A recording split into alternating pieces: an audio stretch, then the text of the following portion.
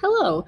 We are going to be mixing on our color grids right now. So I want to show you how we would mix paint for our color grids. So I'm here and I'm actually on the last worksheet of the little stack of worksheets. And you can see here I've mixed bright red with bright red. For this one, I've just taken chrome yellow, ultramarine blue.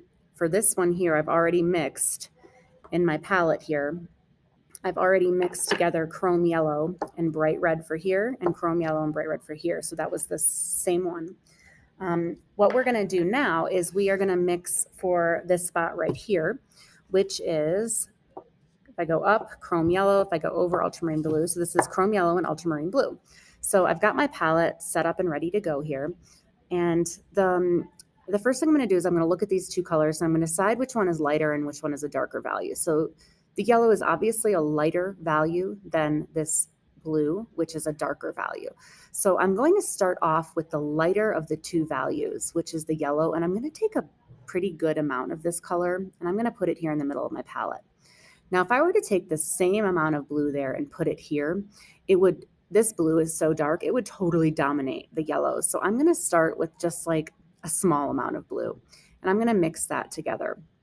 I can always add more blue into my yellow, but I can't take it back out once I've mixed them together. So I'm mixing, mixing, mixing. And I would say that I could probably add a little bit more blue. I'm trying to keep my brush clean by wiping it like that, which brings me to my next thing, which is when you mix with a brush, there's a chance that the paint is going to go up onto the ferrule and onto the handle and kind of make a mess, which if you're using a more expensive brush, I would not want that to happen. But since this brush is not that expensive, I'm not as worried about it happening, but I will have to clean up a little bit more later. So I'm mixing, mixing, mixing. And I just want to show you the other option for mixing, which is a palette knife. And with a palette knife, I would just take a little of my color and bring it over here, and I would mix with the palette knife instead of with the brush. And that's going to keep my brush clean. Wiping the extra off, doing a little more mixing. Some people even use their palette knife for painting. So I've now mixed this green and I'm happy with it. If I didn't like this green, I would have to choose a different blue than the ultramarine blue that I'm using right now. So chrome yellow, ultramarine blue, this color goes here. And so when I paint, just as a reminder, if I lay my brush down flat, and I can get into these corners because it's a flat brush, if I lay my brush down flat, it's going to leave the paint here on the paper. But if I am holding my brush up like this, it is going to remove the paint, and you can see that it took the paint right off. So right now, I'm loading my brush, and I want to leave the paint on my paper, so I'm laying it at a flatter angle. And then chrome yellow, ultramarine blue will also go here, so I'm going to fill that in. And then my last color to mix is going to be the ultramarine blue with the bright red, and I'll show you what that looks like in a second.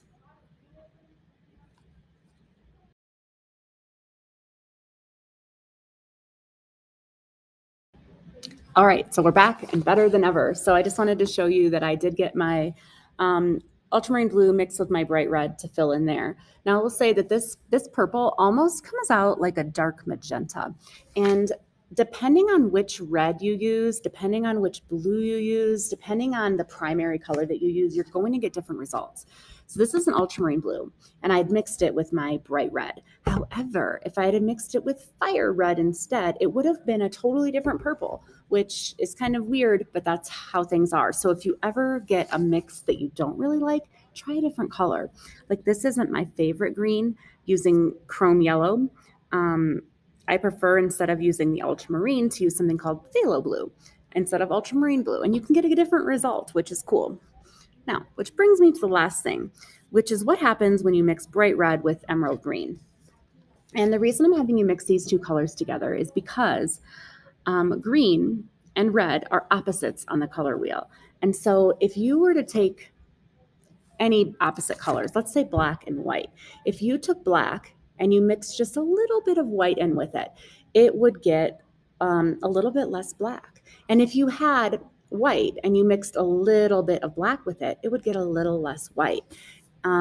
It kind of neutralizes the color. And it's the same here. If you have green and you add a little bit of the opposite, like red, it actually makes a darker, more muted green, which is really cool. And if you have red, let's say you want like a moody maroon, you could just add a little tiny bit of green and it's going to make a darker, more moody maroon. And you can do this with any color. If you had yellow and you wanted dark yellow, boom, add a tiny bit of purple. I know it seems counterintuitive, but it works. So down here on the bottom, I want to show you that if you mix bright red and emerald green, you will get a nice neutral. And you can even mix your own browns and blacks. So try mixing bright red and emerald green together here and see what color you get, and you can write the color there. Have fun.